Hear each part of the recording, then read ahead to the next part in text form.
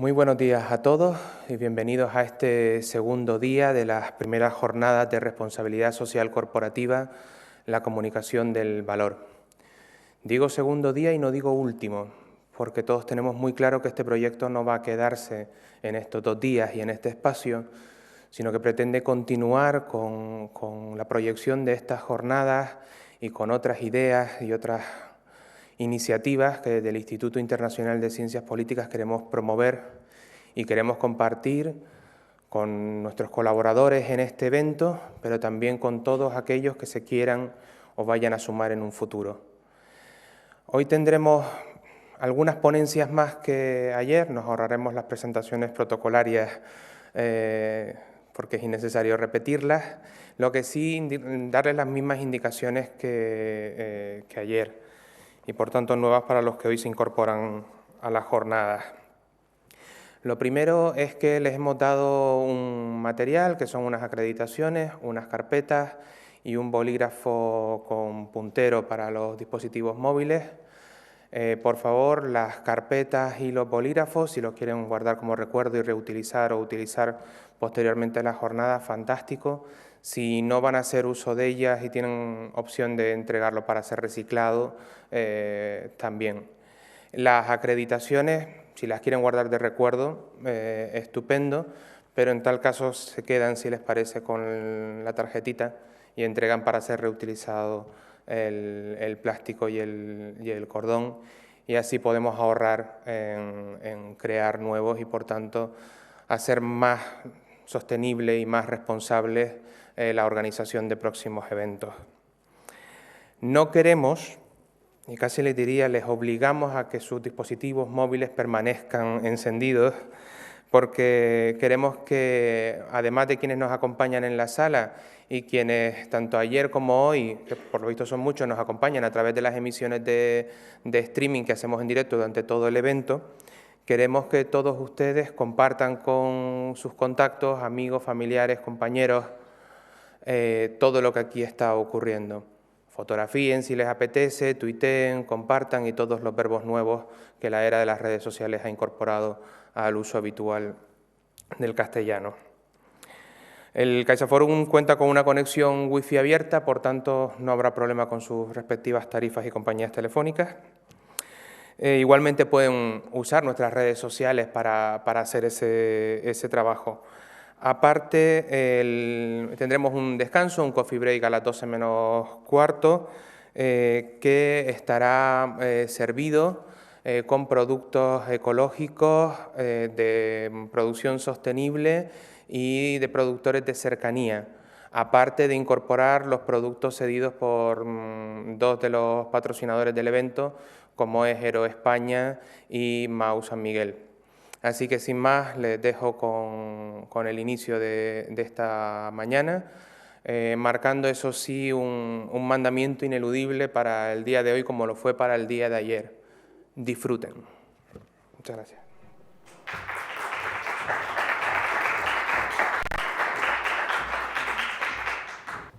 Muy buenos días a todos.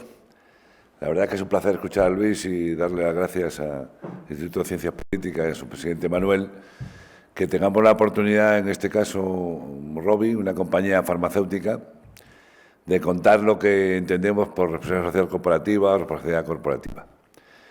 Se entiende muy bien cuando en los tiempos, yo diría la última década, en España se empezó a hablar de esta situación, evidentemente, una vez más, pues siguiendo un poco el modelo del mundo americano, del mundo europeo. ¿Qué entendemos en Rovi que es la RSC?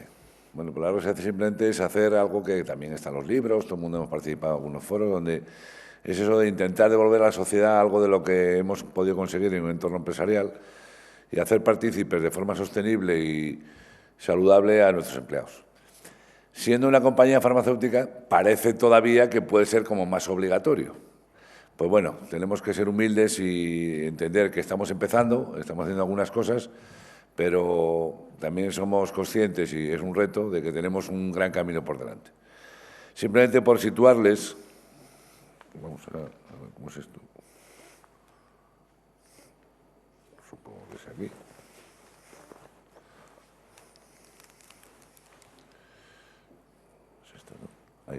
Bueno, Rovi, todo el mundo nos conoce y lo sentimos muy orgullosos por lo que se supone que son nuestros supositorios de glicerina, que era un clásico. Este año hacemos 70 años la compañía en el mercado farmacéutico.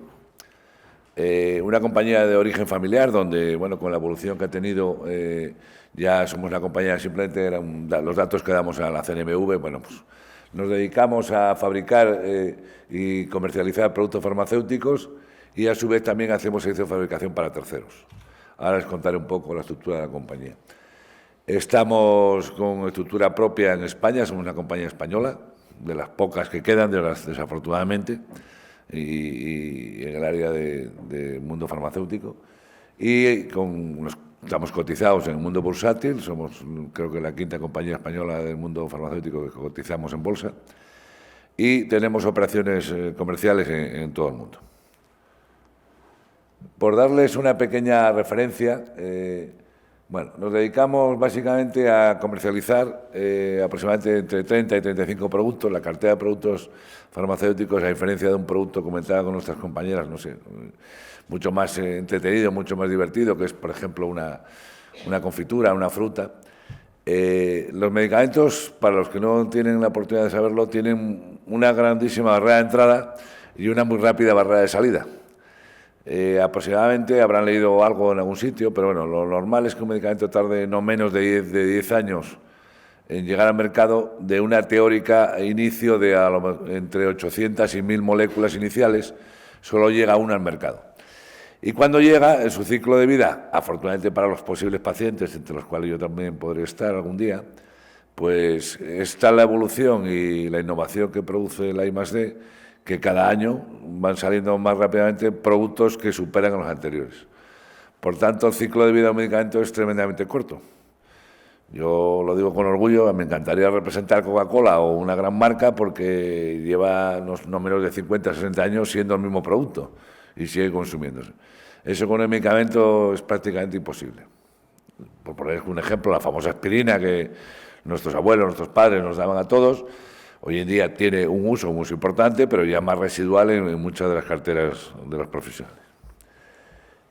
Nosotros nos dedicamos a investigar, dentro de las posibilidades que tenemos en la compañía media en España, donde competir con las grandes multinacionales, al comentario anterior que les decía, para que un producto llegue al mercado, en el momento actual se calcula que son entre 800 y 1000 millones de euros que hay que poner en riesgo, porque se te cae por el camino y has perdido la mitad o más de esa inversión, y por tanto nosotros hemos querido jugar en nuestra liga, en la liga media, donde hemos querido especializarnos en 2 o 3 áreas, y una especialmente es las heparinas de bajo peso molecular, que tenemos la suerte de haber encontrado en el año 98 una heparina propia de segunda generación, donde en estos momentos, decimos con orgullo, la estamos vendiendo ya en 56 países en el mundo, que es lo que pone la gráfica a la derecha, y estamos en proceso de expansión para llegar prácticamente a todos los países con posibilidades de uso de productos farmacéuticos en la próxima década.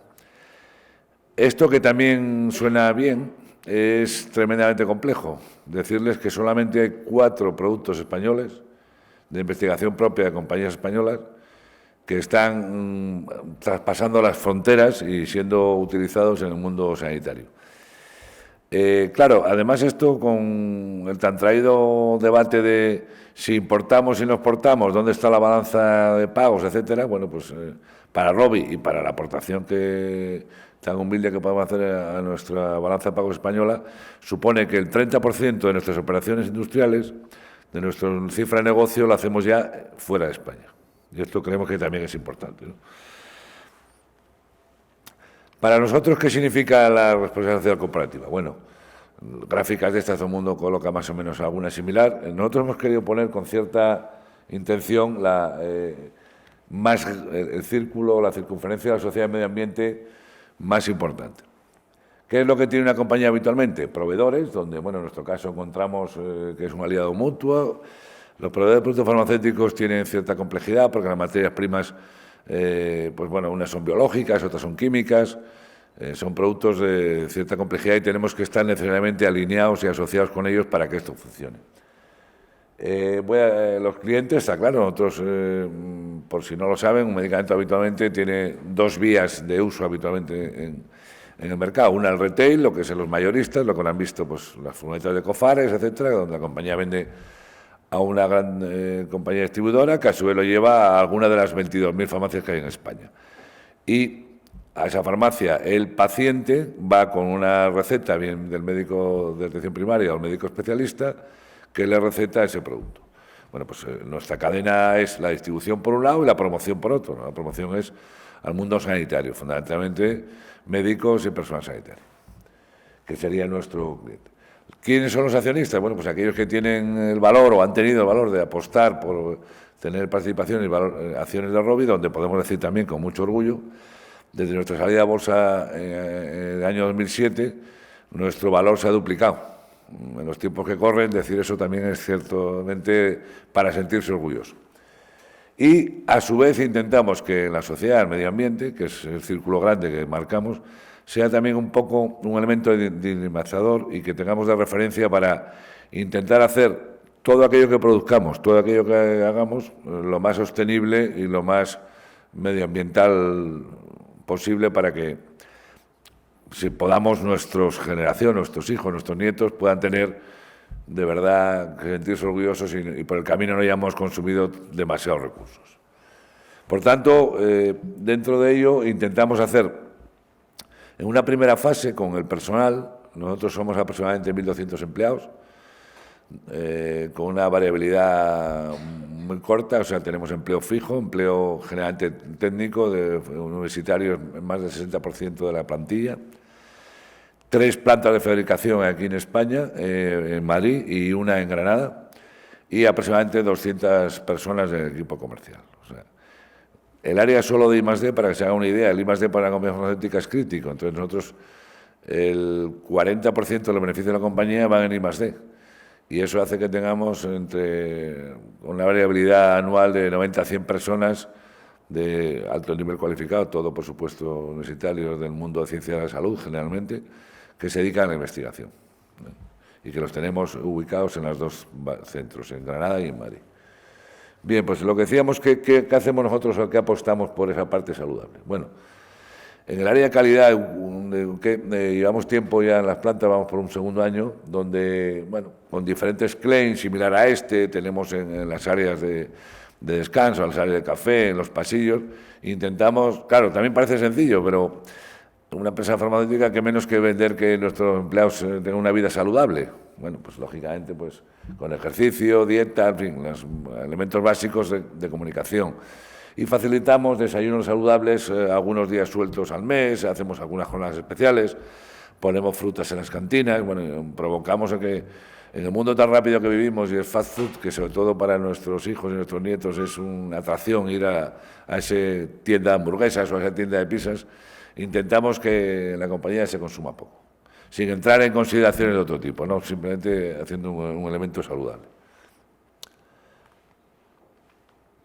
En ese mismo orden de cosas, participamos, tenemos la suerte, yo me incluyo entre los veteranos, de tener una plantilla muy joven. La edad media de la compañía son 35 años, con una, bueno, aunque ya hay que decirlo que las mujeres ya cada vez más al poder están aproximadamente 58% mujeres y el resto hombres, y tenemos equipos de trabajo que están muy integrados en sí. Este es el equipo internacional concretamente, donde el líder es uno de ellos, el de la derecha, que es una persona muy joven, y además pues que tienen un equipo de actividad física adicional del trabajo, y participan de forma habitual, pues en este caso, una carrera de las empresas. Estamos promoviendo ese tipo de grupos en las diferentes áreas, la administración por un lado, las fábricas por otro, la comercial, y bueno, entendemos que es una forma también de sentirse, por un lado, el grado de pertenencia a la organización, que no está mal, que siempre es una parte de fidelización, y grandes profesionales, además de por su trabajo, por su mejor salario posible, los vincula a que la empresa es algo más que ir a trabajar unas horas, y eso intentamos hacerlo y promoverlo.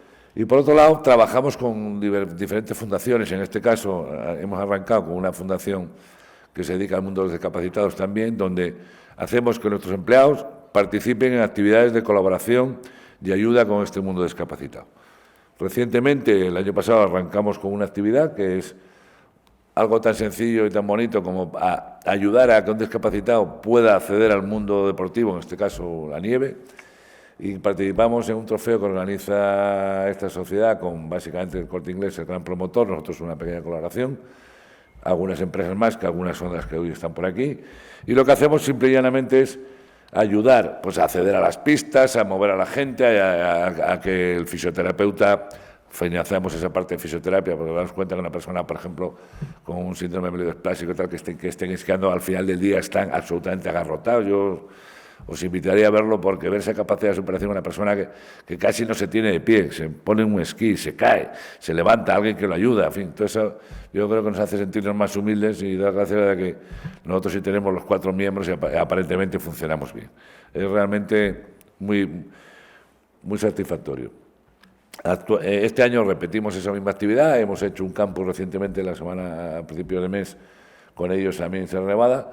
¿Por qué digo Sierra Nevada? Porque aparte que nosotros tengamos la del área industrial de Granada, y quiero que suene un poco a crítica constructiva, aunque en España hay, me parece que 24 estaciones de esquí, solo hay 2 que tienen capacidad física de poder aceptar discapacitados, porque no tienen accesos. O sea, el problema es que una persona para llegar a un sitio, si alguno de ustedes esquía, coger un remonte, subir y tal, necesita pues una rampa, un sitio para llegar. No hay manera de llegar a un sitio de esos. Entonces están limitados a un par de estaciones, que son una en el Pirineo, La Molina, y la Sierra Nevada, que también lo digo, en beneficio, es una entidad pública de la Junta de Andalucía, y la propia área de cultura y de deporte ayuda y patrocina eso. El resto, hay que hacer una crítica también abierta. Algunas son de índole privado y no tienen especial interés en estas cosas.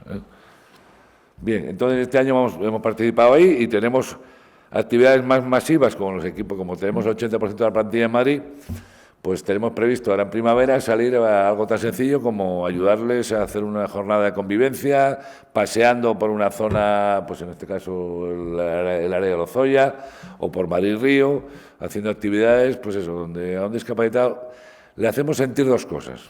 La primera y principal, que somos todos iguales, que la capacidad es una cosa que lleva más en la mente que en el cuerpo. Y segundo, que poder algunas horas de su vida sentirse libre, ayudarlo a algún sitio, yo no tengo criterio para contarlo porque afortunadamente no lo soy, pero hay que sentir lo que siente esta gente. Yo creo que es una oportunidad. Los empleados colaboran con tiempo de su tiempo, o sea, esto no se hace en una jornada laboral, o sea, ellos van a tiempo libre, nosotros, lógicamente, la organización hacemos una aportación económica importante, pero el empleado también va a coger el autobús y va allí. O sea, no se trata de que, como lo organiza la compañía, ya voy y parece que es una actividad más. No, se apuntan y hay ahora mismo un grupo voluntariado joven con muchas ideas que al cuerpo directivo nos tienen entretenidos para poder hacer muchas cosas. Arrancamos con estas ahora antes de verano, pero hay unas cuantas más. Hemos elegido inicialmente un área de mundo deportivo saludable con gente discapacitada, pero tenemos más ideas que todo el mundo conocerá y se están haciendo, pues acompañar a enfermos al hospital, el mundo del enfermo oncológico, que es tremendamente complejo, y tenemos varias cosas en marcha para hacer de cara a la segunda parte del año. Otra actividad que nos pareció muy oportuna y en consonancia con la filosofía anterior, el año pasado se puso con nosotros, el Comité Paralímpico Español en contacto con nosotros, y bueno, pues hacemos una pequeña colaboración donde somos miembros activos de esa organización con grandes empresas. El argumento es el mismo: poder participar, vamos a ir a alguno de los entrenamientos, colaborar con ellos, etcétera. Y creemos que es una forma de estar presente en una actividad donde el valor añadido que entendemos a la organización, el hecho de que ahora mismo ya más del 10% de la plantilla esté apuntada a ese programa de voluntariado, y voy a decirlo con orgullo, tenemos atasco, porque para una actividad requieren 10 personas, ahora vamos a hacer una actividad con otra fundación para colaboración para un programa de malaria, y claro, nos requieren 10 personas y de repente se nos apuntan 20. Estamos encantados con que sea así, pero tenemos que seleccionar, oye, pues mira, esta fecha te viene mejor a ti. O sea, estamos intentando dinamizar un grupo de trabajo que, afortunadamente, lo digo con mucho orgullo, en una plantilla joven y con ánimo, son los que van a mover el futuro. Los abuelos ya estamos en otra fase, entiendo, pero creemos que es una forma de devolver a la sociedad parte de lo que la compañía pues lícitamente se gana, y nos sentimos muy orgullosos y estamos potenciando la Asociación Rovi, y estoy encantado de poder luego en el coloquio contarles alguna cosa más si ustedes quieren. Muchas gracias.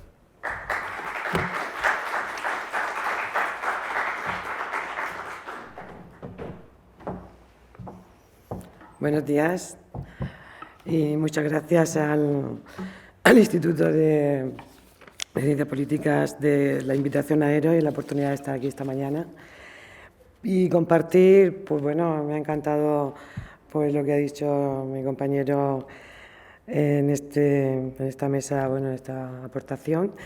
Me ha encantado porque veo que todos estamos, las empresas y vosotros, los que estáis aquí esta mañana, y acompañando y los que estéis conectados, estoy segura que todos estamos con la misma idea, y es que la responsabilidad social es algo que vino hace tiempo a instalarse en nuestras vidas, en nuestras organizaciones, y es algo que tenemos que saber sacar el fruto.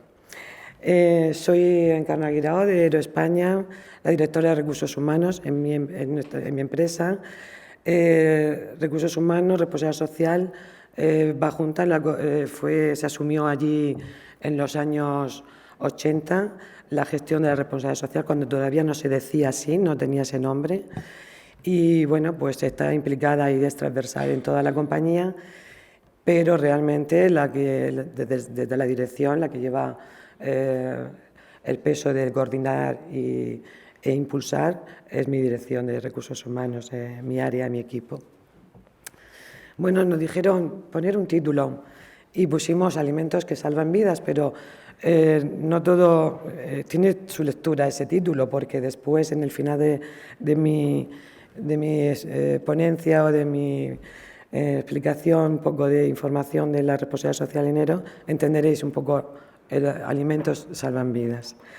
En primer lugar, yo quiero deciros que en ERO la responsabilidad social no es un plan de marketing, ni un plan como tampoco he visto que sea en Rovi. Y no lo va a ser en muchas explicaciones que se den aquí en otras empresas. En ERO España, yo cuando me incorporé hace mucho tiempo, soy antigua, soy fruto de un plan de carreras hace mucho tiempo, quiero decir que es una empresa moderna, que apostaba por la igualdad. Ni se me ocurrió a mí que yo tenía un plan de carreras cuando estaba terminando la carrera de Derecho, y ya vi algo distinto, no sabía cómo se llamaba, no tenía nombre entonces. Ahora se llama responsabilidad social, se llama conciliación de la vida laboral, o se llama plan de igualdad, o se llaman muchas cosas, se han puesto nombres a las acciones, pero hay empresas que siempre han tenido una filosofía y una cultura responsable y social. Y bueno, pues nosotros desde allí no hacemos, como he dicho antes, planes de marketing de responsabilidad social. Lo que sí hemos hecho, y es un poco lo que quiero contaros,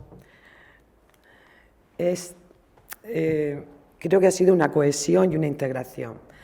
La misión de la empresa a nivel corporativo, a nivel internacional, es deleitar, es decir, a ver si conseguimos sacar lo mejor de nosotros para darlo a los consumidores, a ver si sabemos lo que más les gusta para llegar y ofrecérselo, y aquello que necesitan también, ¿no?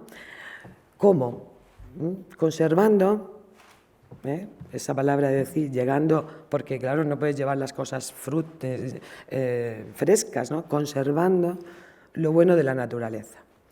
Esa misión lleva mucho detrás. Lleva que para nosotros la palabra saludable no es solamente proceso saludable para los empleados, vida saludable del deporte, vida saludable de la alimentación. Para nosotros el proceso saludable, el ciclo saludable, entra dentro de nuestra misión y de la compañía, y es más grande que la responsabilidad social. Lo entendemos como más amplio que la responsabilidad social en sí, porque es el ciclo de todos los procesos.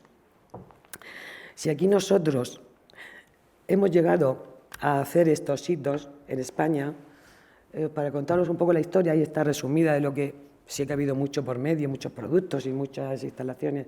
Somos una empresa multinacional de origen suizo y sigue siendo la central en Suiza. Llevamos 94 años en Murcia, en Alcantarilla, Desde allí se han hecho todo, pues hemos sabido traer lo mejor de Suiza y mezclarlo con lo mejor de España y lo mejor de Murcia. Creo que somos una multinacional, como a veces decimos cuando captamos cuando viene talento nuevo de pueblo, quiere decir que somos muy internacionales, pero también sabemos dónde estamos y operamos en un entorno local.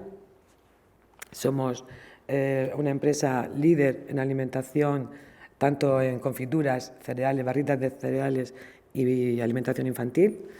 Y eso pues se ha conseguido, como yo hablaba, con el tema de ciclos saludables, porque todos los procesos de todos los distintos grupos de interés los hemos hecho y queremos cada vez mejorarlos saludables, entendiéndose que no se puede ser muy responsable si hacemos un plan súper extraordinario de plantación de bosques como tenemos, en plan voluntario y en plan la empresa también aporta, si realmente con nuestros proveedores no somos realmente saludables en el sentido de ser unas relaciones cercanas, propias, responsables, de exigirles también que sean responsables socialmente, de una labor tractora, de obligarles a estar en un control como es SEDES, donde tienes que especificar quién eres y qué haces, y por qué lo haces y cómo lo haces. Todo esto que hemos llegado a conseguir lo hemos hecho de una manera, yo creo que a pequeña escala, que es también un poco lo que yo quiero un poco expresar esta mañana, que no hace falta grandes proyectos, grandes estrategias para ser responsables socialmente, y en nuestro caso es decir, tener los procesos saludables, sino que ir muy transversal y de forma muy coherente. El proceso empieza con nosotros con la misión de decir, decimos que vamos a hacer deleitar, vamos a investigar, quiere decir, vamos a pensar de forma saludable, responsable, cómo mejoramos nuestros productos, qué vamos a ofrecerle a los consumidores. Ese proceso ya es responsable, tiene que partir de una forma responsable, porque es llevar lo mejor de la naturaleza. Seguimos con los trabajadores, son los actores del proceso, y los proveedores y los clientes. Si esos procesos no son saludables y responsables, al final se cae, la marca se cae, al final se cae todo, porque no es coherente. En cualquier sitio se puede levantar la mano y decir, sí, pero usted, sí, pero cuál. Hay que hacer una coherencia en las actuaciones en todos los procesos. Con los trabajadores nosotros hemos llegado, yo creo que a una madurez laboral que siempre es mejorable, nunca se llega a todo lo mejor, ¿no? Pero sí que una madurez de confianza y de responsabilidad, donde creemos que el trabajador tiene que ser el actor del proceso y que él tiene que recibir lo primero de la responsabilidad de la compañía. Es el que va a hacer el proceso, el producto, y lo tiene que hacer bien, con mucha responsabilidad para llegar al mercado. Se tiene que sentir desarrollado, se tiene que sentir cómodo, se tiene que sentir respetado, y todo eso lleva consigo pues muchísimas acciones que son unas veces vienen de un lado, de otro, pues de la conciliación de la vida laboral, los horarios flexibles, las ayudas sociales para hijos discapacitados, la ayuda para libros, becas para hijos de huérfanos, la posibilidad de tener en fábrica o en factoría horarios flexibles, porque no es muy fácil en oficinas, es muy fácil en una empresa de tecnología informática, pero en una factoría pues también se ha conseguido que haya esa facilidad para que el operario o la persona que está trabajando en turno pueda cambiarse el turno sin grandes complicaciones, porque la empresa y los compañeros y sus jefes van a colaborar todos para que esa persona no tenga que tomarse días de vacaciones para hacer gestiones cuando pueden cambiarse los turnos con una cierta facilidad. Hemos llegado a conseguir que sintamos la empresa un poquito como nuestra, aunque no es nuestra, es multinacional y somos todos empleados desde el director general hasta el último. Eso lo hemos llegado a conseguir, ¿eh? Y ahora lo que nos queda para esa responsabilidad también es transmitir esa cultura a las generaciones nuevas que también se sientan así Y si se sienten así es porque se están comportando con ellos, es una reciprocidad. El proceso, el trabajador, el proveedor, hemos hablado, responsable, hay que exigirle la responsabilidad al proveedor, también de que sea responsable, pero también entenderlo como se merece. La cadena no se puede romper, tirando de la cuerda. Hay que saber a cada uno lo que le corresponde. Y creo que el ciclo saludable con proveedores y clientes pues vital, igual que con los trabajadores. Seguimos el proceso y estamos en la sociedad. ¿Cómo estamos? Bueno, con clientes, pues nosotros acudimos donde nos llaman, tenemos unas relaciones transparentes, tenemos código ético. No he puesto todas las acciones de responsabilidad social en cada grupo de interés, porque ahora, por el tiempo que tengo, quería un poco hacer honor al título que he puesto al principio de mi ponencia. Pues si estamos en la sociedad, pues tenemos que dar a la sociedad, como ha dicho, pues tanto que recibimos. ¿Cómo no vamos a interactuar con la sociedad? Pues estamos desde el mundo de la universidad, desde el mundo social, desde el mundo deportivo, desde el mundo de la parte de las ONGs. La sociedad tiene que recibir de las empresas pues aquello que realmente precisa, y precisa colaboración. Nosotros tenemos un plan de prácticas y de becas muy importante, porque creemos en ello, porque los estudiantes, tanto universitarios como de formación profesional, tener la oportunidad de conocer una multinacional, iniciarse unos meses allí con nosotros, creo que estamos obligados a hacerlo.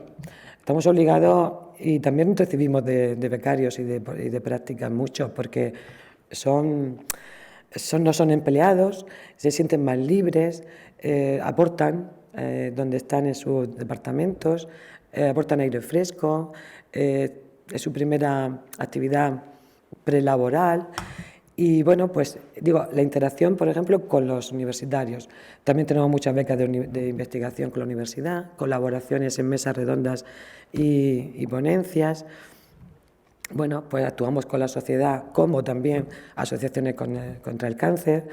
Estamos con nuestros apoyo de nuestros productos en los centros donde van a hacerse terapias de oncología, pues con nuestros zumitos, con nuestro, donando aquello que les puede venir bien y que los centros hospitalarios no lo tienen allí para todo el que llega todos los días, tomas un zumo y no de aquí a la cafetería o una barrita. Colaboramos con donaciones. Estamos también con la Asociación Infantil contra el Cáncer. Bueno, pues las asociaciones son, ahora los pondremos interminables, porque decir que no es muy difícil. Lo que sí hacemos es no a gran escala, sino que se va haciendo según el grupo de interés, intentar llegar a todo y a todo decir que sí un poco, ¿no? Colaboramos también con el arte, con la cultura. En Murcia tenemos el Festival de las Minas, del Cante de las Minas, que es yo creo que es el festival más internacional que hay en España respecto al tema Bueno, hemos estado colaborando un tiempo, vamos a colaborar con Lorca también vamos intentando pues ayudar donde nos van llamando, y no a todos sitios podemos por igual, porque sería imposible. Bien, pues nosotros... ¿Qué me pasa de una? Perdón. Perdón, que yo creo que voy para atrás. Sí, perdón, vamos. Perdón. Nos vamos a centrar, porque sería muy largo contar todo lo que se hace de forma transversal. Y entonces nos vamos a centrar en la ayuda humanitaria principalmente. Nosotros tenemos, por desgracia, hemos sido una de las empresas, también por suerte, para poder apoyar, ¿no? Tener que apoyar en el banco de alimentos, pues no es un tema por desgracia, pues no debería de haber esa necesidad, ¿no? en nuestro país, ni en ningún sitio. Empezamos a colaborar con el Banco de Alimentos de España hace mucho tiempo, incluso fuimos premiados hace también tiempo, y aquella actividad que teníamos era principalmente una actividad internacional. Nosotros donábamos nuestros productos y el Banco de Alimentos lo iba donando al extranjero, a otros sitios, ¿no? Y llegó un momento que ya nos dijeron, no, hace falta en España. Y fue cuando la crisis llegó fuerte a nuestro país.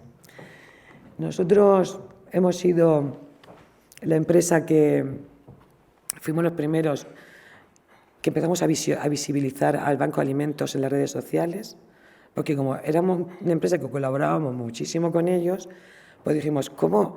Que también se entere la gente que existe el Banco de Alimentos y que el Banco de Alimentos está dando... Hicimos el tarrito de la felicidad, que era pinchando... muchísimas gracias. Pinchando en la red, y era un tarrito donado. Eso llevó a que otras empresas al año siguiente, bueno, ya eran todos, había todo un complejo digital de colaboración con los bancos de alimentos y demás. Donamos más de 200 toneladas de productos al año al Banco de Alimentos y a otras instituciones también muy cercanas, y llevamos más de 20 años colaborando. Este fue el vídeo.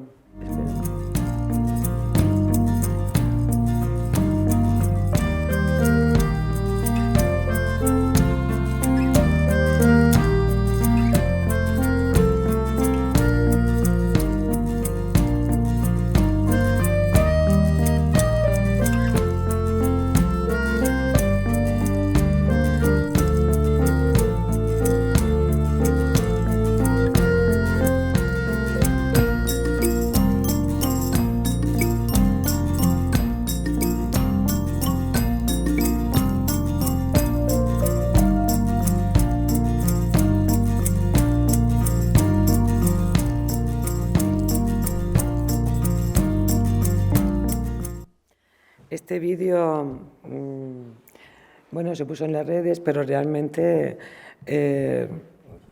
la colaboración fue tremenda. Después, cada año se ha ido poniendo, y para que puedan colaborar también los consumidores, pues apretando un poquito la visibilidad. Pues ahora también una de las cosas que yo quería hablar de este tipo de acciones que hacemos las empresas.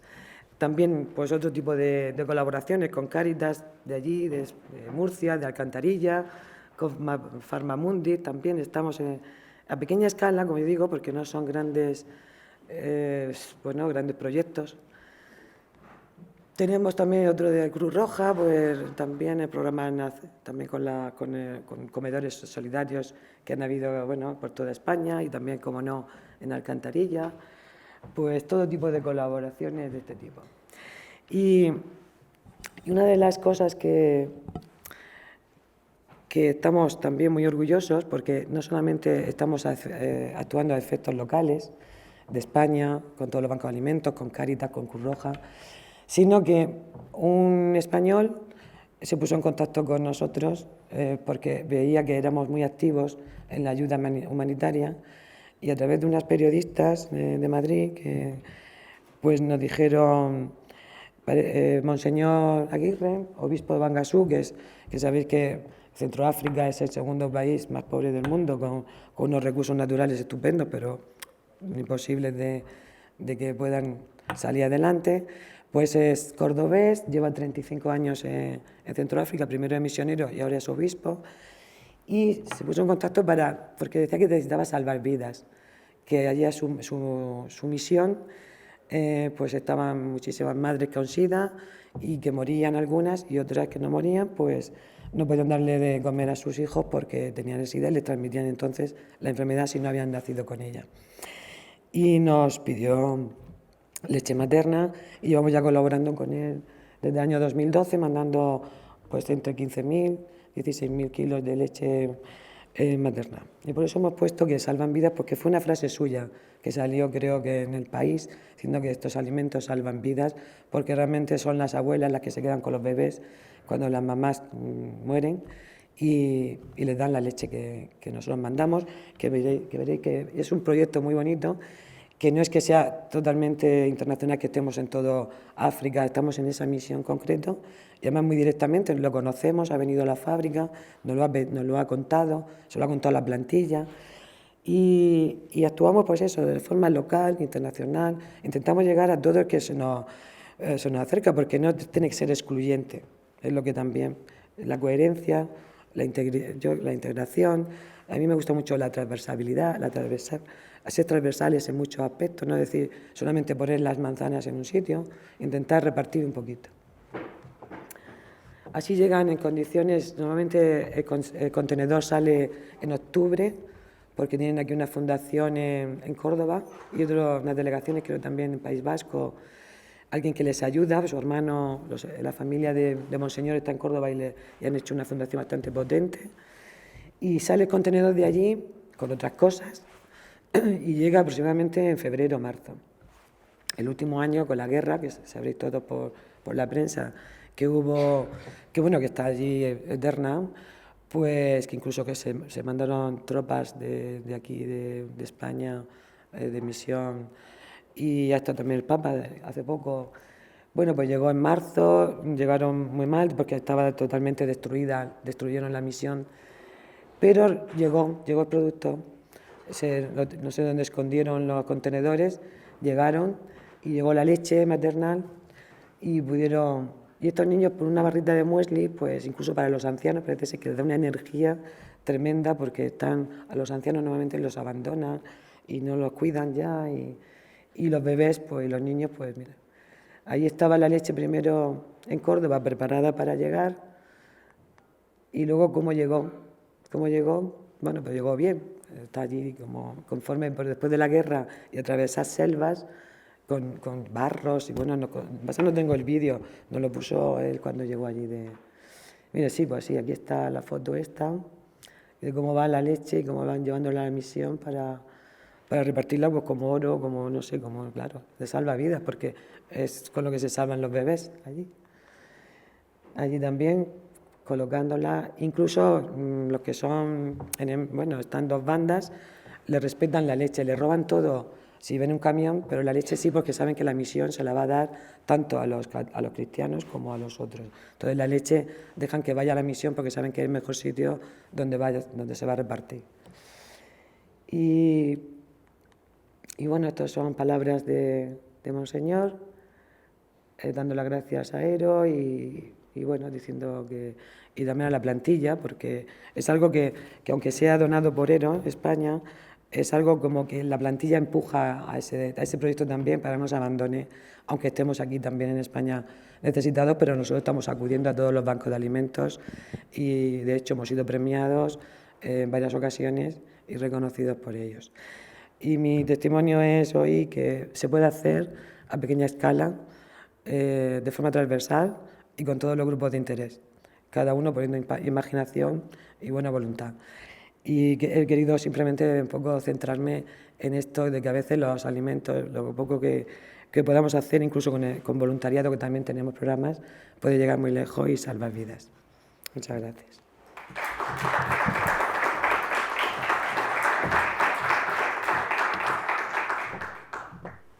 Bueno, buenos días. Mi nombre es Alejandro Perales, soy presidente de la Asociación de Usuarios de la Comunicación. Quisiera, en primer lugar, agradecer al Instituto Internacional de Ciencias Políticas al haber contado conmigo. La verdad es que cuando me plantearon estas jornadas, cuando tuve conocimiento de las jornadas, fundamentalmente mi interés era colaborar en la medida de lo posible para que se celebraran, ¿no?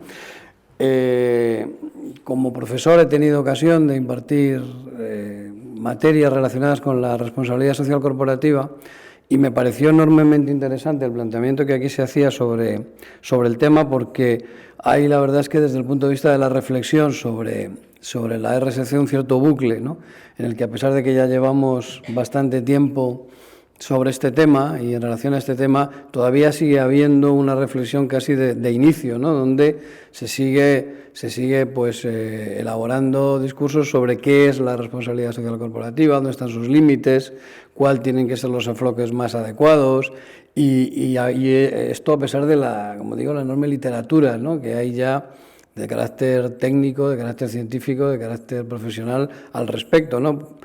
Por eso me pareció enormemente importante esta jornada, porque es de las jornadas que yo he visto en relación a este tema en la que se concreta más las diferentes intervenciones y donde lo que estamos viendo es enormes proyectos enormemente interesantes y enormemente prácticos de diferentes empresas donde vemos plasmada realmente qué es la responsabilidad social corporativa más allá de la reflexión teórica sobre el tema, ¿no? Por eso me parece que estas jornadas tienen un enorme valor, ¿no? Desgraciadamente no es mi caso, yo no vengo a hablar de la responsabilidad social corporativa de mi organización, lo mío es una especie, digamos, de paréntesis en toda esta muestra, en todo este elenco de casos prácticos, ¿no?, de aplicación de la responsabilidad social corporativa en diferentes compañías, ¿no? Yo vengo simplemente a introducir una reflexión de un tema muy concreto, que es el tema que tiene que ver con nuestra actividad, que es, si hablamos de responsabilidad social corporativa, hablemos también de responsabilidad social comunicativa, es decir, hablemos también de cómo podemos trasladar esos valores de la responsabilidad a la propia comunicación sobre esta actividad. Mi organización es una organización, por decirlo muy rápido, de consumidores, que se dedica a la defensa de los intereses de los ciudadanos en su relación con los medios de comunicación, en su relación con los diferentes sistemas de comunicación y, por tanto, desde mi experiencia más docente como desde mi organización, nuestra reflexión siempre sobre la responsabilidad social corporativa es cómo extender también a la propia comunicación de esa responsabilidad todos esos criterios de la RSC, ¿no? Intentaré también ser muy breve con el fin de intentar remontar también un poco el programa porque creo que vamos con un cierto retraso, ¿no? Como decía, la reflexión está, digamos, planteada en la posibilidad de extensión. Como organización de consumidores, pensamos que no solo compete a las empresas el ser responsables desde el punto de vista social, sino que también debemos conseguir trasladar, impregnar esos valores no solamente en los oferentes, sino también en los demandantes, también en el otro lado de del mercado, en el otro escenario del mercado, ¿no? Y ahí yo creo que también hay una reflexión, digamos, seguramente no simultánea desde el punto de vista de su intensidad, pero sí paralela en el ámbito del consumo, en el ámbito de las organizaciones sociales, de cómo intentar también construir un concepto de consumidor responsable, de consumo sostenible, que sea, digamos, el haz y el en vez de ese corriente general de responsabilidad social, ¿no? Y a esto también, ahora sería muy largo de explicarlo, pero también hay, bueno, pues toda una reflexión que se está haciendo sobre ese papel del consumidor, digamos, no como mero, casi diría, ingestador de insumos, ¿no?, como mero metabolizador de ofertas, sino como alguien que es capaz de establecer una serie de criterios de idoneidad social a la hora de, digamos, de elegir, ¿no? No es el homus economicus de la economía neoclásica, ¿no?, que se mueve simplemente por cuestiones concretas de utilidad y precio, sino que, digamos, tiene una visión más amplia sobre ese carácter y esa responsabilidad que tiene el consumidor, en la que no es baladí al final tomar una elección u otra en la variedad de ofertas sobre determinados bienes y servicios, sino que sabe que esa decisión está influyendo, como decía, en la sostenibilidad y al final en el modelo social, ¿no? Y de la misma manera diría que en el ámbito de la comunicación pasa algo similar, es decir, cuando uno ve muchas veces determinados estudios, determinadas investigaciones, determinadas reflexiones sobre la responsabilidad social corporativa, uno ve que en el ámbito de la comunicación todo el mundo tiene más o menos claro que hay un producto comunicativo, digamos, las empresas, visto desde el punto de vista de la comunicación, tienen dos actividades, una actividad que es la producción, la fabricación, la distribución de bienes y servicios y luego la producción, la fabricación, la distribución de mensajes sobre esos bienes y servicios, ¿no? Por tanto, hay una función comunicativa que también afecta, evidentemente, a la responsabilidad social corporativa, pero que muchas veces se plantea de una forma convencional, es decir, teniendo ya un acervo de contenidos a comunicar, que son los que tienen que ver con la responsabilidad social corporativa, de la misma manera que tenemos otros contenidos, digamos, sobre los que comunicar, que tienen que ver con nuestra oferta en puridad de bienes y servicios, pues apliquemos criterios de comunicación corporativa, pero con una visión muy tradicional, con una visión muy similar, ¿no?, con una visión, en definitiva, que es la de consigamos que la imagen percibida por los diferentes stakeholders, que la imagen percibida por los diferentes públicos se adecue lo más posible a la imagen que pretendemos que ellos tengan de nuestra empresa a través de una comunicación eficiente, de una comunicación eficaz, pero eficiente y eficaz orientada a eso, digamos, a conseguir que la percepción que la gente tenga, que la notoriedad de nuestras actividades sea lo más parecida posible a aquello que nosotros queremos que la gente conozca y que la gente, digamos, perciba sobre nuestra actividad, ¿no? Y con poca más reflexión en relación a eso, ¿no? Es verdad que sí ha habido también casos, ¿no? Es decir, es verdad que desde los años 20 en Estados Unidos, pues incluso algunos de los primeros teóricos de las relaciones públicas introducen este criterio de la responsabilidad o del respeto a las audiencias e introducen, digamos, una serie de variables que no tienen que ver específicamente con la notoriedad, el recuerdo y digamos, la integridad del mensaje que queremos alojar en unos receptores necesariamente pasivos, ¿no? Sino que, digamos, introducen estos criterios que quizá, como antes se señalaba, no se llamaban así, se hablaba como Monsieur Jourdan en prosa sin saberlo, pero sin saberlo se estaba hablando de comunicación y de responsabilidad social comunicativa, ¿no? Que va más allá, como decía, simplemente de la reputación corporativa como resultante en el ámbito de la comunicación de la actividad de responsabilidad social corporativa. Y muy básicamente, el tema evidentemente nos daría para mucho, pero mi pretensión era muy concreta, hablar un poco de por dónde debe orientarse esa responsabilidad social comunicativa. Si una empresa es una empresa responsable desde el punto de vista de su actividad, en los diferentes ámbitos, social, medioambiental, financiero, etcétera, a la hora de afrontar la comunicación corporativa, la comunicación de su organización, también de la responsabilidad social corporativa de la organización, pero incluso diría que de la organización en su conjunto, debe atender también por criterios de responsabilidad a una serie de principios en su comunicación hacia los diferentes públicos, ¿no? También hay algunos teóricos también que ya incluso establecen una primera diferencia y hablan de que la responsabilidad social corporativa debería llevar, cuando se comunica a diferentes grupos de interés, a considerar a estos grupos no solamente como receptores de un mensaje que después va a generar una determinada conducta en favor de la empresa, sino como interlocutores de la empresa, ¿no? En ese concepto ya va de alguna manera encapsulado, ¿no?, este concepto de la responsabilidad social comunicativa, ¿no?, que, como digo, tiene una serie de puntos a los que me voy a referir también de una manera pues breve, ¿no?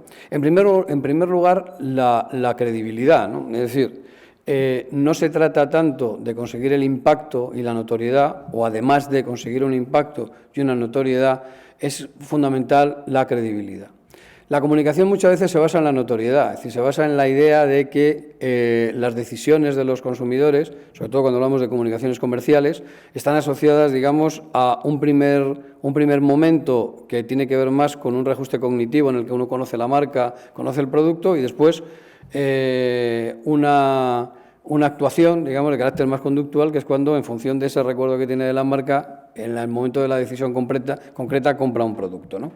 En ese modelo, pues los aspectos de valores se utilizan simplemente con un criterio de simpatía hacia la marca. Vamos a generar, y es todo lo que ha motivado todo este desarrollo de publicidad no convencional que tiene que ver con el branded content, que tiene que ver con el storytelling, que tiene que ver con la generación de empatía hacia la marca, pero que muchas veces se queda en esto, es decir, se queda en conseguir una corriente positiva o de simpatía utilizando determinados valores que nuestro grupo de referencia ya tiene para intentar acercarlos a la marca y conseguir una determinada rentabilidad comercial. Eso es muy importante, pero siendo verdad, hay un elemento intermedio, ¿no?, entre la credibilidad por parte del emisor y la empatía que genera el mensaje por parte del receptor, que es la sostenibilidad. El concepto de sostenibilidad en comunicación es igual de importante que, digamos, que en el ámbito de la producción de bienes y servicios y que en el ámbito de la organización social. La sostenibilidad es clave porque vivimos en una época en la que, si hay algo, es exceso de información. Es decir, los problemas de los consumidores hace años estaban más bien asociados a la falta de información sobre los bienes, los productos y los servicios. Hoy ya no es tanto ese el problema como la capacidad de poder gestionar adecuadamente ingentes volúmenes de información. Incluso muchas veces, por parte de algunos emisores de mensajes, la tentación es precisamente generar un exceso de información, porque detrás de ese exceso de información muchas veces es más fácil ocultar el verdadero mensaje que a través de la falta de información. En Internet y en la gran cantidad, digamos, de mensajes que todos los días se difunden a través de las comunicaciones electrónicas, tenemos un exceso, una inflación de información que se convierte en ruido, ¿no? Y que desde un punto de vista ético, que desde un punto de vista de responsabilidad, debería llevar a las empresas que difunden mensajes a buscar ese concepto de la sostenibilidad, ¿no? Es decir, ese concepto de adecuar el mensaje a los objetivos y también adecuar los recursos a esos objetivos, ¿no? Si hablamos de responsabilidad, pues hablamos fundamentalmente digamos, de esos diferentes aspectos, ¿no? ¿En qué estaría asociada o a qué estaría asociada esa sostenibilidad de la comunicación? Bueno, pues en primer lugar a un concepto que es claramente ético en la comunicación, que es la veracidad, ¿no?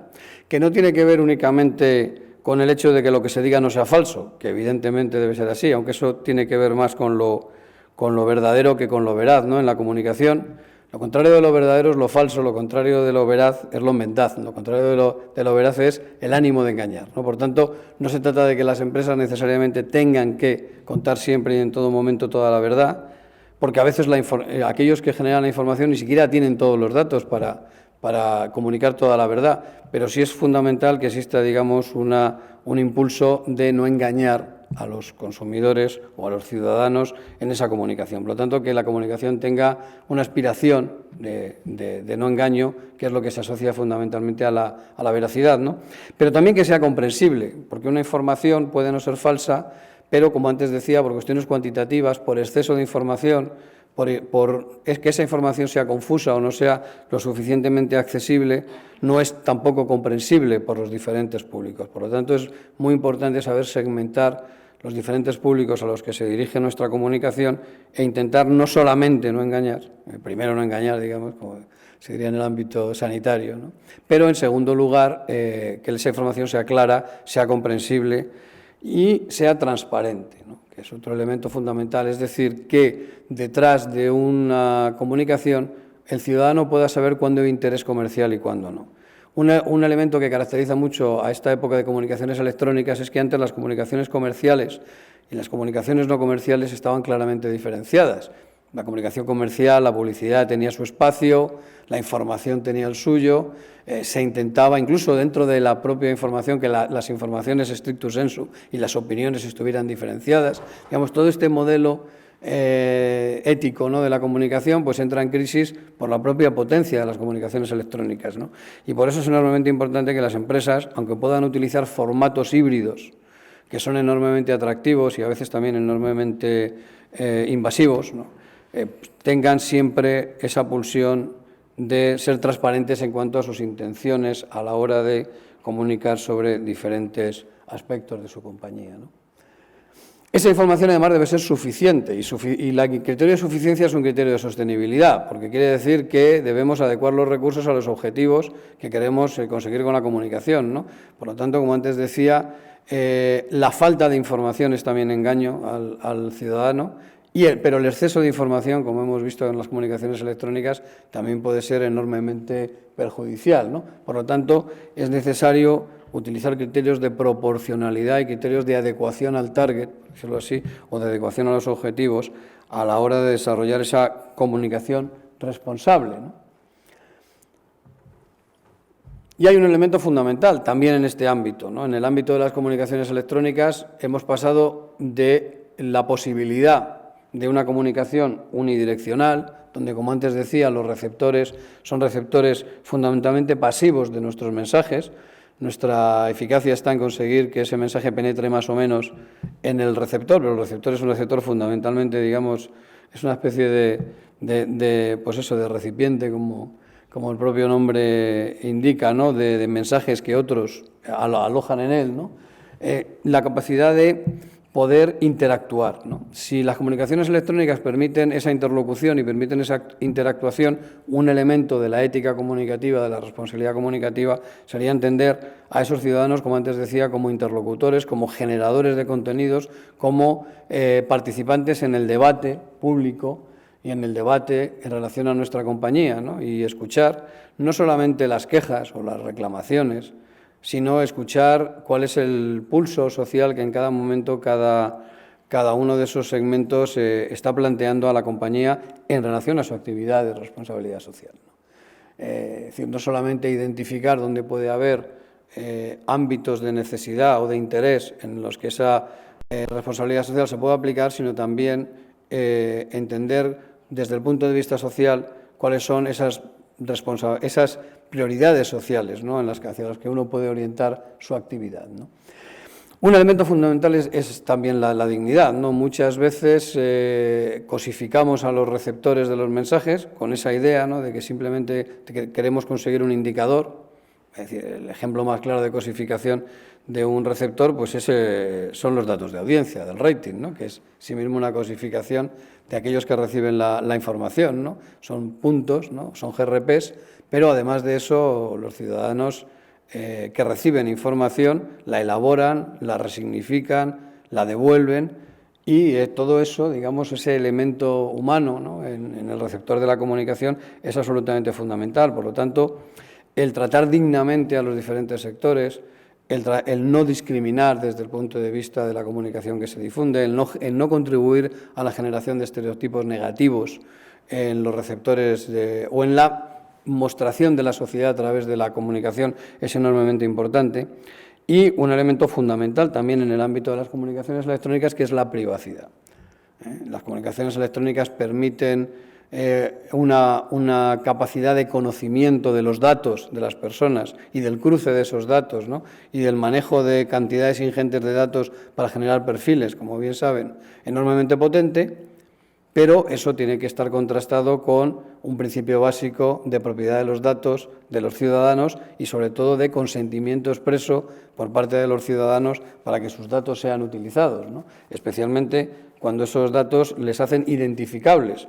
Aun cuando la empresa anonimice, digamos, determinados procedimientos de utilización de los datos, la posibilidad de identificación del ciudadano ahí se mantiene y, por lo tanto, es una responsabilidad desde el punto de vista de la comunicación y de la circulación de mensajes enormemente importante por parte de las empresas, ¿no? Y aquí lo voy a dejar. Simplemente lo que quería era, como he dicho, pues dejar sobre la mesa esta idea de que no basta con la responsabilidad social en la ejecución de la gestión de la empresa, sino que en la comunicación de esa compañía también es enormemente importante introducir esos criterios de responsabilidad. Y nada más. Muchas gracias.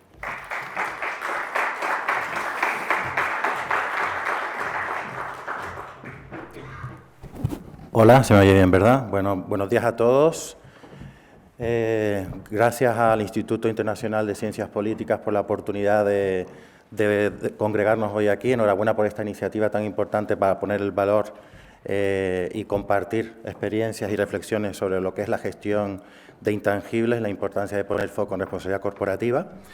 Gracias también por darnos la oportunidad de compartir como SUEZ cuál es nuestra trayectoria y cuál es nuestra hoja de ruta para poder compartir de manera más certera todo lo que estamos haciendo para comunicar mejor la estrategia de empresa a los grupos de interés.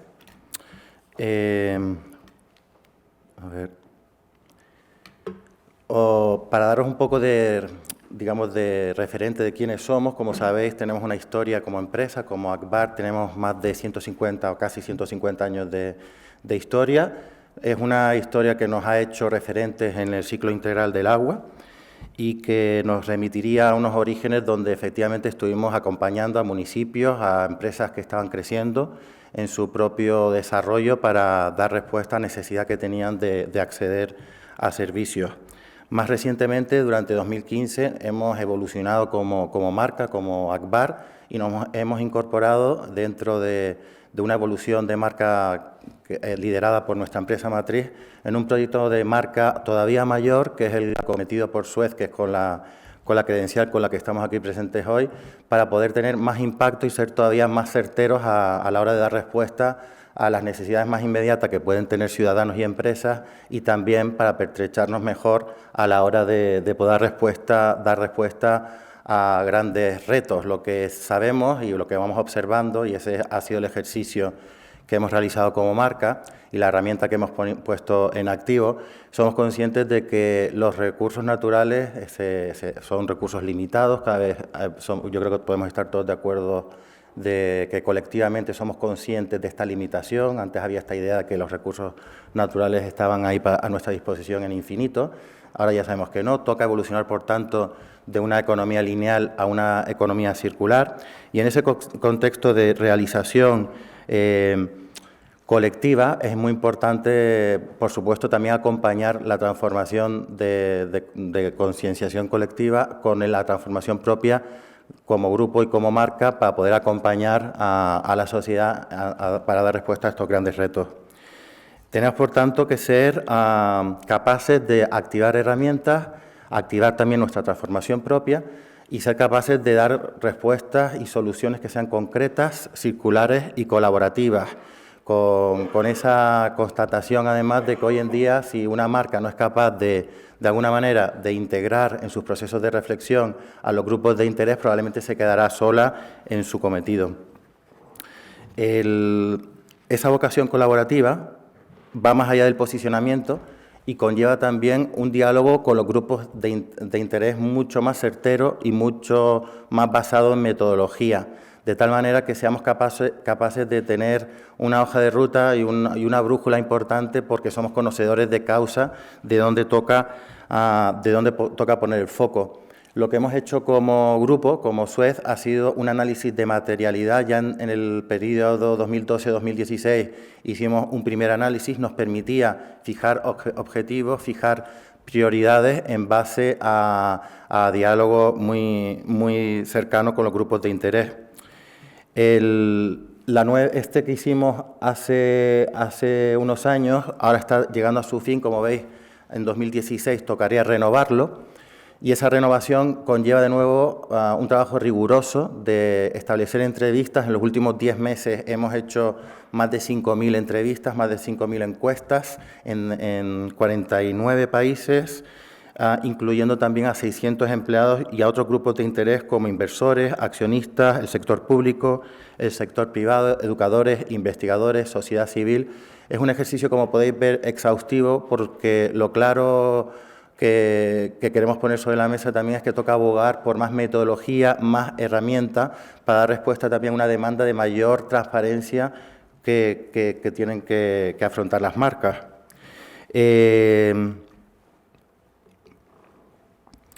Lo cierto es que en base, este que veis aquí eran los compromisos que establecimos en la hoja de ruta actual y en la hoja de ruta que se iniciará y se inaugurará a final de año.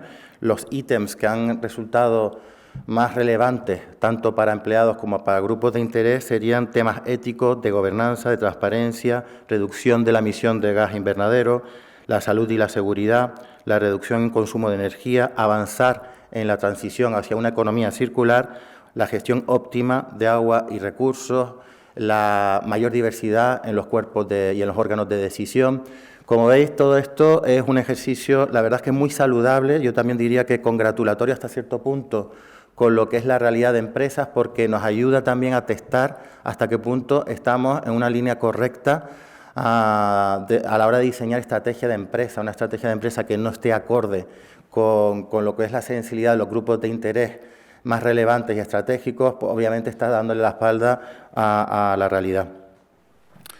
Y esta vertebración de reflexión interna, de ver hasta qué punto estrategia está alineada con inquietudes y expectativas de los grupos de interés, este ejercicio también de tener un posicionamiento relevante, que era lo que visteis al principio cuando hablaba de protección de los recursos naturales, este posicionamiento de alguna manera postularnos como estos defensores o esta empresa que pueda acompañar en esta revolución de los recursos naturales, nos permite ir mejor preparados a la hora de atender a las grandes citas. Yo creo que el año pasado fue un hito en el avance hacia más desarrollo sostenible. Tuvimos 2 citas importantes, como pudo ser la Cumbre del Cambio Climático de París en diciembre, o la cumbre que tuvo lugar en Nueva York, en Estados Unidos, para promulgar lo que eran los objetivos del desarrollo sostenible. Y en el caso, por ejemplo, de la COP21, sabéis que 195 países decidieron firmar un convenio, un acuerdo, un macro universal, histórico, por su relevancia, por su alcance, que básicamente denotaba ese ánimo de avanzar y de realmente establecer soluciones concretas, medidas concretas, KPIs medibles, para poder avanzar en esa acción conjunta, colectiva, en la que tienen que estar involucradas empresas, instituciones, incluso ciudadanos, para disminuir y para hacer una acción colectiva que sea realmente relevante y que deje mella para luchar contra el cambio climático. Como empresa, como marca, lo importante ante estas grandes citas es claramente posicionarse, hasta cierto punto comprometerse con objetivos concretos, no puede quedar solamente en promulgaciones cualitativas, también tocaba establecer KPIs y compromisos, sobre todo en unos tiempos donde también los mercados financieros están muy atentos porque saben que el cambio climático ya se convierte cada vez más en un riesgo para su propia evolución como empresa. Esto ocurre, nos lo pide, digamos, los grupos de interés varios y también los accionistas, nos piden tener un claro posicionamiento y una clara hoja de ruta en lo que se refiere a medidas contra el cambio climático. Voy a citar un par de los ejemplos de compromisos que acometimos nosotros por nuestra parte y, de hecho, yo creo que nos podemos congratular desde el punto de vista de engagement, de también movilizar a empleados. Es bueno para los empleados ver que estamos en una empresa que efectivamente es capaz de organizarse de tal manera que puedan comprometerse con objetivos concretos. Un objetivo concreto, por ejemplo, es la reducción en el 30% de las emisiones de gases de efecto invernadero en todo nuestro perímetro de actuación. Otro ejemplo sería ahorrar agua en el equivalente a una ciudad de 2 millones de habitantes de aquí a 2020. El que os decía de reducción de gas invernadero de aquí a 2030. Como veis, estamos hablando de indicadores medibles, concretos, trazables, que en el fondo tendremos que ser capaces de demostrar, tenemos que ser capaces de responder acerca de ellos, y ya veis que esto permite movilizar pues internamente, nos permite tener un catalizador también de energía, hacia dónde queremos ir, qué objetivo queremos marcar como empresa, y ya vais viendo que, de alguna manera, el desarrollo sostenible, por ser también ese foco donde estamos poniendo el posicionamiento de empresa, se convierte en un elemento de dinamización interno. En 2015, lo que hicimos para vertebrar esta realidad de desarrollo sostenible y bajarla en cascada a todos los segmentos y a todos los departamentos y a todas las marcas locales con las que operamos, pues lo hicimos a través de 3 ejes: de aclarar que el perímetro de actuación tenía que centrarse en lo que era planeta, personas y empresas, de manera que podamos transmitir, hacer a todo el mundo partícipe de nuestro proyecto, de esa necesidad de avanzar, y también con ese ánimo de trasladar lo que era estrategia, traducir lo que es estrategia, que sabéis que a menudo se queda en una dimensión demasiado conceptual, trasladarla a cada empleado de tal manera que pueda ser algo más tangible y que supiera que en el ánimo de la empresa está trasladar toda esta vocación y esta estrategia en acciones concretas que trasladen y que tengan un beneficio concreto para la ciudadanía. Yo creo que, como veis, la palabra concreta es muy importante también para nosotros, y yo creo que los tiempos van marcando una realidad. Toca alguna de las ponentes previas iba hablando de pequeñas iniciativas, ¿no?, que te van dando un cierto tono. Yo creo que esas pequeñas iniciativas suman, hacen un sumatorio en el largo plazo de una realidad y una vocación de aportar y de dar un valor a la sociedad en base a nuestra mejor capacidad de articular los elementos.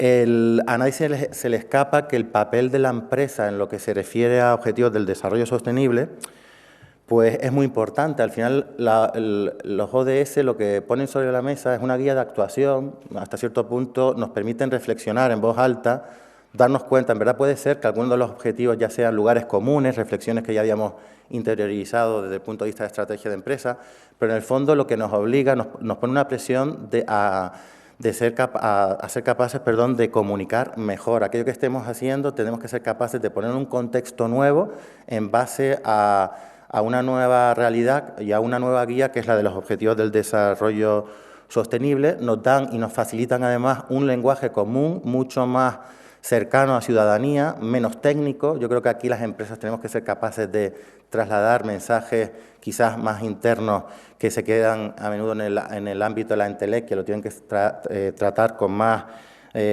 cuidado para hacer más cercano una realidad al ciudadano medio, por llamarlo de alguna manera. Y hemos de asumir además un rol protagonista en nuestro ámbito de actuación. Hemos de ser capaces de ver que nos convertimos en unos aglutinadores como empresa de la conversación con los grupos de interés. Nos toca además ser capaces de compartir un mensaje de que para tener éxito en lo que se refiere a los ODS tenemos que ser capaces de asumir una responsabilidad compartida, que tiene que ir más allá del propio ámbito de empresa, tiene que implicar a instituciones, tiene que implicar a sociedad civil, por supuesto a gobiernos, incluso a ciudadanos. Tenemos que ser capaces, por tanto, de exigir a los demás, de alguna manera, de crear un consenso y también, por supuesto, como empresas, tenemos que ser capaces de exigirnos. Los ODS, por tanto, si queréis, los podemos ver como una apuesta clara, rotunda, de no marcha atrás, de cómo toca acometer pues, objetivos compartidos para llegar a un mundo más justo y más sostenible. 4 de los ODS están estrechamente ligados a lo que es nuestra actividad como grupo, como SUEZ. Sería uno de ellos el garantizar la disponibilidad y gestión sostenible del agua, conservar y proteger los océanos y los recursos marinos, asegurar el acceso a la energía sostenible y luchar contra el cambio climático. Uno en particular, que sería el 6, y lo he mencionado, que es el garantizar la disponibilidad y el acceso al agua, es de alguna manera el que tiene que marcar o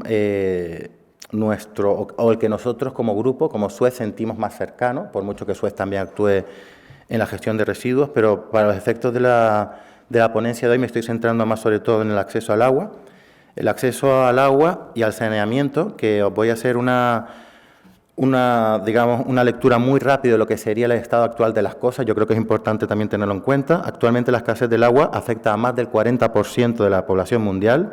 2.400 millones de personas no disponen de servicios básicos de saneamiento, como baños o letrinas. Al menos 1.800 millones de personas utilizan una fuente de agua que está contaminada y más del 80% de las aguas residuales resultantes de las actividades humanas se vierten en ríos o mares todavía sin haber sido depuradas. ¿Cómo hacemos? Y aquí yo quería, un poco respondiendo a lo que era la pauta que nos habían dado los organizadores, ¿cómo hacemos para que toda esta parte más conceptual que he compartido hasta ahora sea más trasladable a nuestra realidad operativa, como operadores que somos de servicios tanto para el cliente municipal como para el cliente privado? Y cómo lo hacemos también para comunicarlo internamente y externamente mejor. Yo creo que, oyendo a los anteriores compañeros, creo que está en boca de todos que esta realidad de hacer partícipe de proyectos internamente a empleados no es una tarea fácil. El engagement, ya sabemos que es una asignatura bastante pendiente por parte, yo creo que de muchas empresas, seguro que hay algunas que están más adelantadas que otras. Por la parte que nos toca, lo vemos como un reto, cómo hacer para que todo lo que he compartido, que ya veis que tiene un carácter, digamos, de avance y de una predisposición a construir un mundo mejor, cómo hacer para que también cale profundamente entre empleados y sean más sensibles a iniciativas que podemos proponer desde comunicación.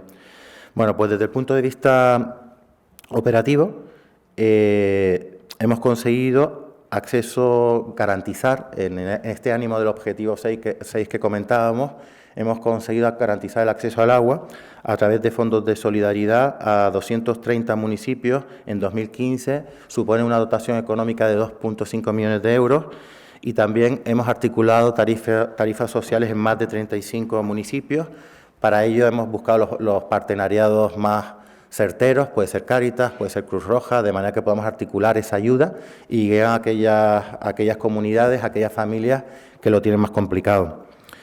100.000 beneficiarios de bonificaciones sociales también en 2015 y para daros un ejemplo de cómo también hacemos más tangible y más operativa esa apuesta por economía circular, quiero compartir un caso práctico que sería la consecución del 100% de autosuficiencia energética en la gestión del ciclo integral del agua en la operadora que tenemos en Granada, en Masagra, lo cual denota ese ánimo de poner en la práctica aquello que postulamos conceptualmente. La economía circular al final se tiene que trasladar a cada operación que gestionamos, de tal manera que aprovechemos también esa interrelación, esa correcta interrelación que hay entre energía y agua y consigamos esa autosuficiencia, que si llegáramos efectivamente al 100%, tenemos una realidad muy, muy palpable y fácilmente compartible de cómo podemos hacer realidad y esto yo creo que no me va a funcionar más, pero ya para ir concluyendo, para ver cómo hacemos realidad la plasmación de nuestra intención de conseguir un mundo más sostenible. Para concluir y para ir cerrando, la responsabilidad corporativa, hacerse por parte del departamento que lo tenga más encaminado porque le toca desde el punto de vista funcional, conseguir avanzar para que en el ámbito de empresa, en el ámbito interno, se vea como una responsabilidad que todos tienen que acometer, que todas las áreas tienen que hacer suyo, ya sabéis que es un reto importante. Por tanto, en el contexto también de lo que es la ponencia de hoy, la comunicación del valor, el reto para nosotros es que todos los empleados también sean más partícipes, más portavoces de aquellas iniciativas que vayamos co-creando, que vayamos poniendo a disposición para conseguir pues, crear una gestión de intangibles que, por supuesto, tiene que ser liderada por el ámbito y por el área correspondiente, pero en el fondo tiene que ser también relevante para todos y cada uno de los empleados para poder así construir una senda y una hoja de ruta mucho más efectiva. Muchas gracias.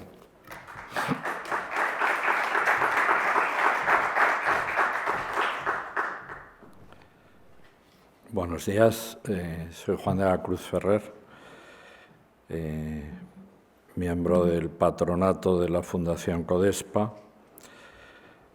Desde hace ya algunos años, también he sido presidente de la Fundación. En primer lugar, dar las gracias al Instituto Internacional de Ciencias Políticas de invitar, de permitirme estar aquí en representación de Codespa, ¿no? Desde la perspectiva de una organización, de una ONG de cooperación al desarrollo. Es decir, ¿cuál sería la perspectiva de la responsabilidad social corporativa y de la comunicación del valor desde en nuestro caso, desde una ONG de cooperación al desarrollo, ¿no? La primera cuestión sería cómo afrontamos nuestra propia responsabilidad frente a los beneficiarios, frente a los donantes, frente a la opinión pública, frente a las entidades con las que colaboramos, frente a la opinión pública. Entonces ahí la cuestión está en buscar un compromiso de sostenibilidad, que las acciones, que los proyectos se queden, duren, pervivan en el tiempo, es decir, que los problemas sociales que se afrontan se quede, no sea una contribución puntual y que desaparezca, sino que quede, como decimos a veces técnicamente, una capacidad instalada. ¿Cómo lograr eso? Pues haciendo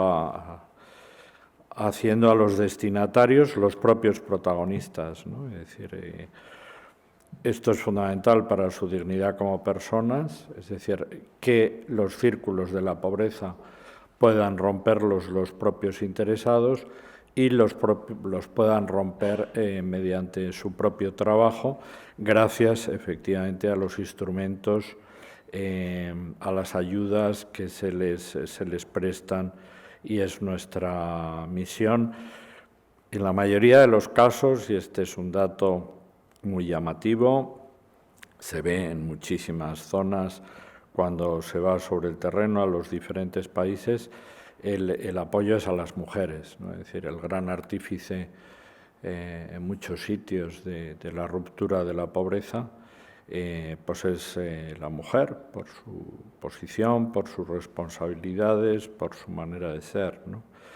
Y las herramientas con las que trabajamos pues son fundamentalmente tres: la formación, la financiación y la comercialización. Es decir, es un poco lo de no dar pescado, sino ya lo que hay que hacer es financiar, cómo financiar las artes de pesca, cómo enseñar a pescar, pero también ahora hay que vender el pescado, es decir, o sea, una perspectiva que sea integral, ¿no? Esta es nuestra visión de la cooperación al desarrollo, en que sea un desarrollo real, integral y sostenible, ¿no? ¿Cómo vemos la posición y la responsabilidad de los diferentes actores? Pues en la medida de lo posible desde una perspectiva integrada. Es decir, a veces se encuentran, y efectivamente, yo creo que una cuestión muy importante es saber qué sabemos y saber qué no sabemos, ¿no? Reconocer que no sabemos cosas, pues es difícil, es duro y es importante, pero todavía no sabemos muy bien. Sabemos muchas cosas sobre cómo se crea la riqueza, pero toda la reciente, la gran recesión en la que estamos ha demostrado que no sabemos muy bien cómo se destruye la riqueza, y la riqueza también se destruye, ¿no? Bien, decía que afrontamos los proyectos desde una perspectiva de colaboración institucional, es decir, intentando integrar según los tipos de proyectos, según los tipos de necesidades, los tres grandes pilares. Es decir, muchas veces se hace un enfoque singular, puntual: qué puede hacer la empresa, qué puede hacer las entidades gubernamentales, el sector público, qué pueden hacer las ONGs o las instituciones sociales. En muchos casos nos estamos encontrando con que lo ideal de cara a la sostenibilidad es la colaboración, es decir, es integrar a todas las entidades, a todas las instituciones, en función de las peculiaridades culturales, sociales y económicas de cada sitio. Y esta es una manera de que los proyectos se hagan propios, de que los proyectos arraiguen, de que los proyectos tengan una continuidad. Lo que mejor se entiende son los ejemplos. Pues un caso muy claro de donde vemos una colaboración que está siendo muy fructífera son proyectos en Vietnam. En Vietnam, por su manera de ser, su trayectoria, su historia, ha sido imprescindible la implicación de los gobiernos locales.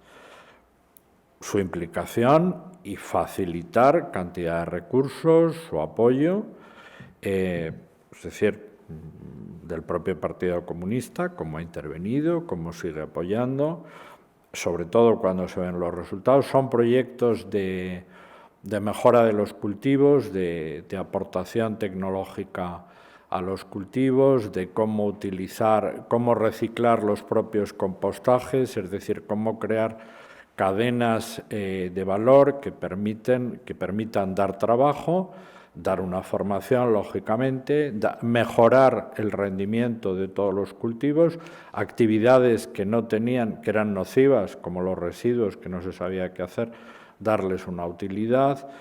Entonces, en esos proyectos participan tanto las entidades del sector público como las entidades locales, como en nuestro caso pues ONGs, y también las empresas que facilitan tecnología, como luego veremos. Lo mismo sucede en Colombia, es decir, en las zonas que fueron muy castigadas por la guerrilla, es decir, la desconfianza entre las propias personas, entre las zonas que se ocuparon, donde se padecieron los sufrimientos, crea unas situaciones complicadísimas desde el punto de vista personal y social. Y, por lo tanto, la implicación de actores de los tres sectores pues es imprescindible. Digo, en las zonas rurales de la guerrilla tendríamos un caso distinto en zonas urbanas con los proyectos en los que trabajamos con niños de la calle. Pues ahí también es absolutamente fundamental la implicación de las entidades administrativas, de las instituciones administrativas y de las instituciones sociales, ¿no? ¿Cómo vemos la función de las empresas?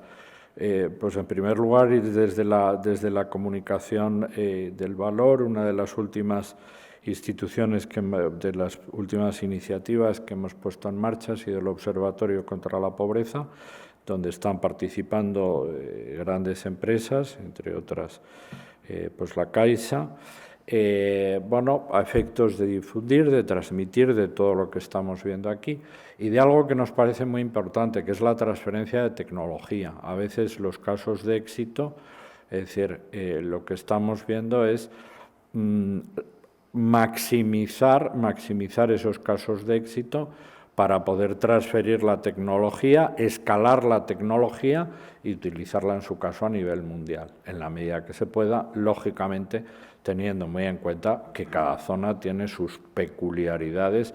Estamos hablando de que entramos a ras de suelo, bueno, pues con unas carencias culturales, sociales, vitales, con carencias absolutas, respetando, por supuesto, la situación de cada lugar, las peculiaridades de cada lugar, ¿no? Es decir, no las cosas se pueden hacer siempre de la misma manera, ¿no? Por lo tanto, hay un aspecto de comunicación que es clave. Otro aspecto de transferencia de know-how y de tecnología, la ayuda de las empresas, los voluntarios, hay programas constantes donde personas muy cualificadas de las empresas son las que ayudan a diseñar los proyectos, transfiriendo la tecnología que tienen las empresas, y esto es absolutamente clave. Y en tercer lugar, en determinados casos, cómo integrar los proyectos de desarrollo, integrarlos, que se queden ya como empresas, es decir, que se conviertan en empresas que creen riqueza y, por lo tanto, si son empresas que crean riqueza, pues serán empresas que sean sostenibles y esa riqueza pues será la que rompa los círculos de la pobreza, ¿no? Ejemplos, pues las microfinanzas. Las microfinanzas, el impacto, claro, cuando se habla de microfinanzas hay que estar un poco sobre el terreno, pues sorprende que los microcréditos pueden ser de 20, 30, 40 euros, ¿no? Yo recuerdo que la primera vez pues, que hablé con una familia que había recibido un microcrédito, digo, bueno, pero ¿y ustedes qué han hecho? Y dice, bueno, pues hemos comprado un horno que era bastante grande, un horno, en fin, industrial, tamaño pequeño. Digo, ¿y esto para qué les ha servido? Y dice, bueno, es que esto ha transformado absolutamente nuestra vida, porque con este horno pues, fabricamos pastelería, la distribuimos, no solo vivimos nosotros, ya estamos dando trabajo a otros. Ahora, los microcréditos, ¿qué es? Los microcréditos en muchos casos es enseñar a leer. Estoy hablando de proyectos, por ejemplo, en Marruecos, con pequeños créditos, vuelvo a lo de antes, en muchos casos a mujeres, en otros casos pues es a parejas. No he traído una presentación, sí les animo a que vean la web de Codespa, hay cantidad de vídeos colgados, están los proyectos, las iniciativas, pueden ver esto en concreto, es una web en la que estamos trabajando constantemente y donde todo esto se ve muy bien. Decía que el tema de las microfinanzas no es dar un microcrédito, es que hay que enseñar en muchos casos a leer y hay que enseñar a hacer las cuentas, ¿no? Porque como todos estamos viendo, donde no hay cuentas hay cuentos, ¿no? Y entonces, en los proyectos de microcrédito tiene que haber personas que hagan un seguimiento semanal de los receptores de los microcréditos, de cómo van leyendo, de cómo van haciendo las cuentas, de cómo va siendo el resultado de su negocio y cuál van siendo, a esos microcréditos van siguiendo otros. ¿Qué ha sucedido en algunos casos, como en República Dominicana? Que lo que era una ONG local que trabajaba con la CODESPA, pues se acabó viendo la necesidad de que se convirtiera en un banco, es decir, y ahora mismo ya es una entidad financiera, es un banco que está abordando, efectivamente, es absolutamente especializada en microfinanzas y que se va abriendo también a otro tema absolutamente clave, como son los microseguros. Es decir, se piensa que los pobres no tienen recursos, los pobres ahorran mucho, son muy ahorran mucho, son conscientes que tienen que ahorrar porque tienen riesgos que nadie les va a cubrir.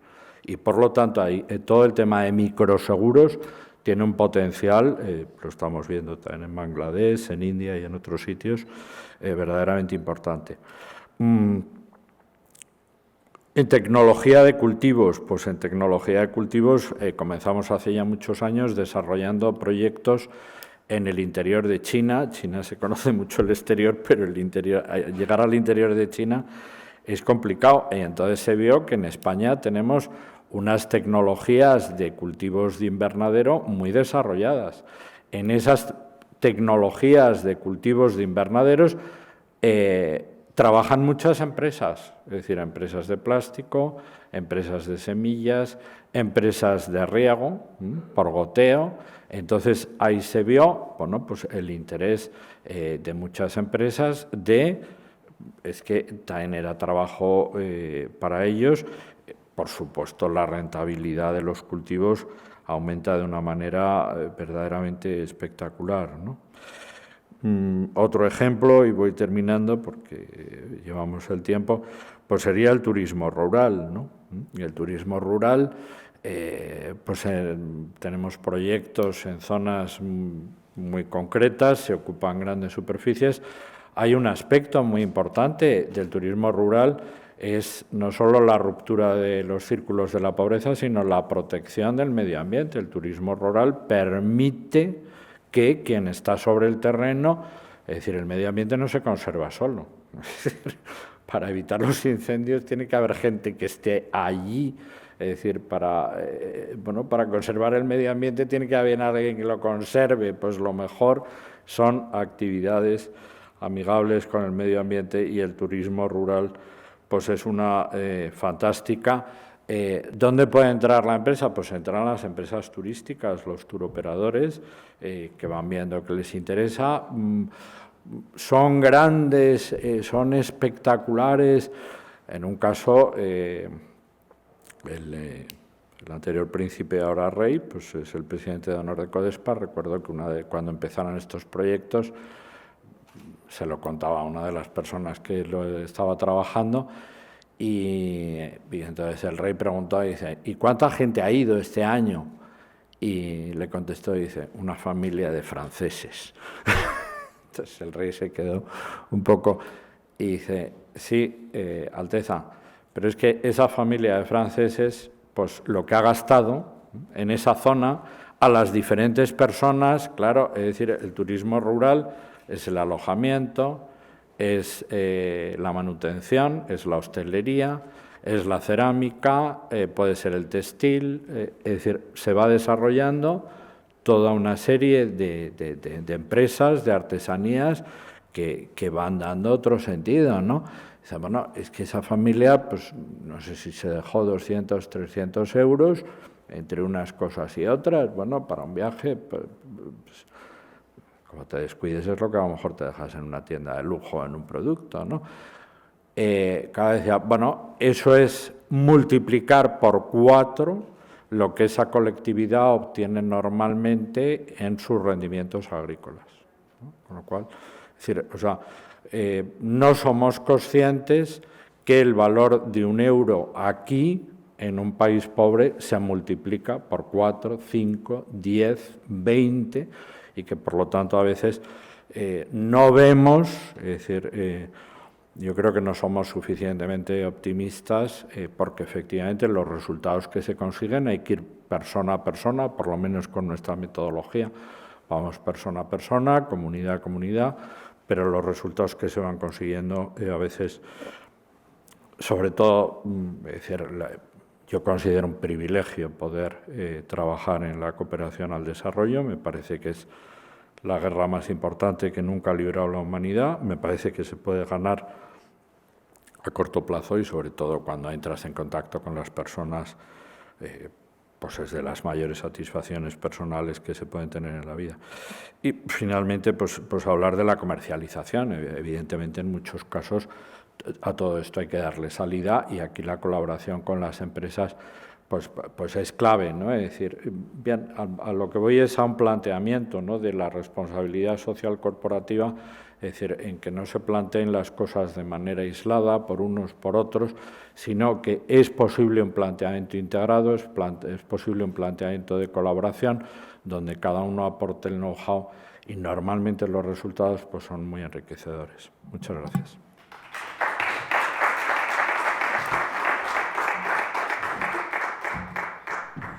Bueno, cerramos esta primera parte de la mañana con un interesante y positivo retraso. Interesante y positivo porque ha estado lleno de contenidos de referencia en aquello que tratamos y que nos mueve estos 2 días, pero ahora vamos a pasar a un descanso también apetecible, a disfrutar del coffee break e intentaremos acortarlo un poquito en tiempo respecto al programa para intentar recuperar ese programa inicial. Muchas gracias.